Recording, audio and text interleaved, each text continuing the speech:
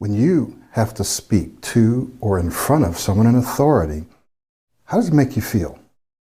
What do you think about? How do you speak? How do you perform? My name is Michael Williams, and today we're going to continue our little series on how you can speak more confidently in or around people in authority. Now remember, when I say authority, I'm not just talking about your boss or a manager.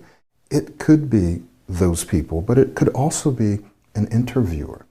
It could be people that you don't know. It could be someone that has a personality type or speaking style that causes you to feel uncomfortable.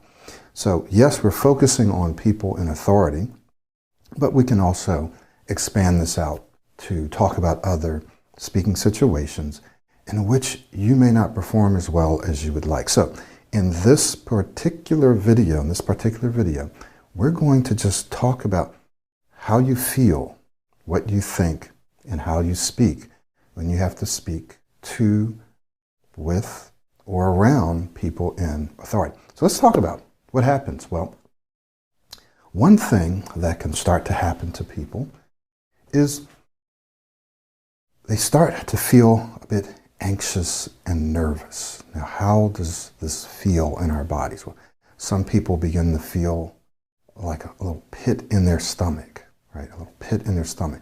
Other people have told me that they feel a tightness in their chest, okay? Some people's breathing becomes more shallow, right? People will begin to sweat, okay? They'll begin to sweat on their face, their underarms, the rest of their body. They'll just get sweaty. Other people begin to lose their train of thought. That is, their thinking gets cloudy. Information that you knew, that you prepared for, all of a sudden you just start to forget it. People begin to stumble over their words. They begin to stutter often. They can't get words out, or they're repeating themselves like that. Sometimes people will go completely blank, just forget everything. Someone asks you a basic question and you can't come up with the answer. So all of these things can start to happen to you in terms of your behavior, in terms of your ability to speak smoothly and clearly. Now, what else can happen? Well, you can start to think about, and this can happen even before. So let's just say that you have a meeting that's coming up and you know that there'll be some high-level people there. And as you anticipate that, you can start to feel anxious, right? You can just feel it. You can feel it coming on. You may even start to think back or remember how you didn't perform as well the last time there were leadership there. So you start to become anxious, and then you're in the meeting, and what begins to happen is you start to think about how you want to make sure that you impress them, how you want to make sure that you articulate your thoughts and your ideas, or if it's an update, how you do that as clearly and as smoothly as possible.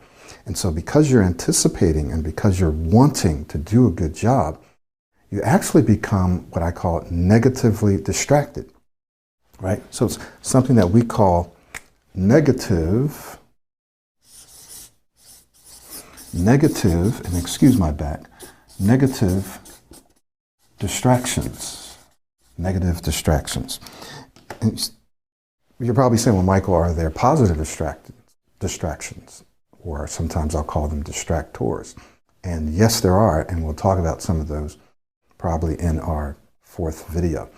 But today, we're just going to talk about negative distractions or distractors, and those are thoughts that you might have in terms of who's in the room.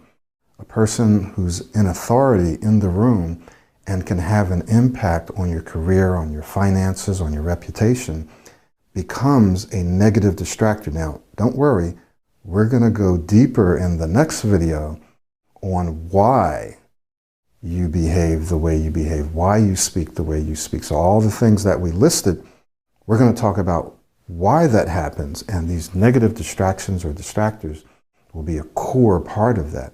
But for right now, we just want to talk about what happens to us mentally, psychologically, even emotionally, we start worrying about and thinking about who's in the room. And it could be like there's a certain number of people, or there are certain people in certain positions who are in the room.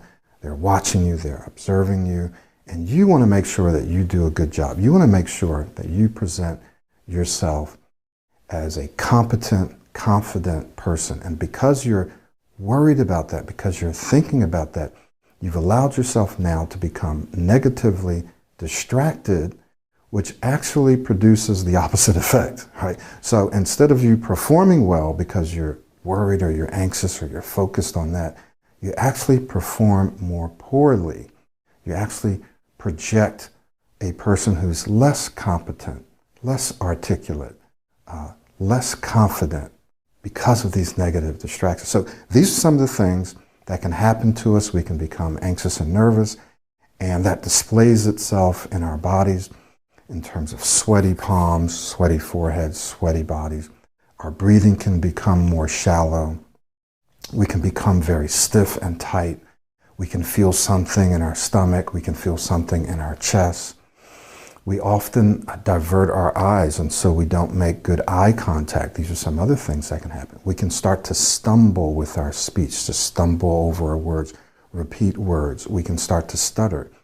We can start to blabber on, right? Just not speaking coherently, not speaking logically, and just start to repeat things over and over. So these are all the things, not all the things, but these are a lot of the things that can happen. Now, if you have some other things that happen to you, feel free to go ahead and leave those in the comment area of this video or wherever it is that you're watching this. Because it'd be very interesting to know what kinds of things happen to you. And I know I haven't covered everything, but I have covered a lot of the basic things and general responses that people have when they're speaking to people in authority, or when they're even speaking around people in authority. So I want you to watch the next video, because we're going to talk about some of the psychological reasons, some of the beliefs beneath the surface, right? Getting down to the source of why this happens to us. Why does this happen to us? That's what we'll talk about in the next video. Thank you so much. Once again, my name is Michael Williams. See you in the next video.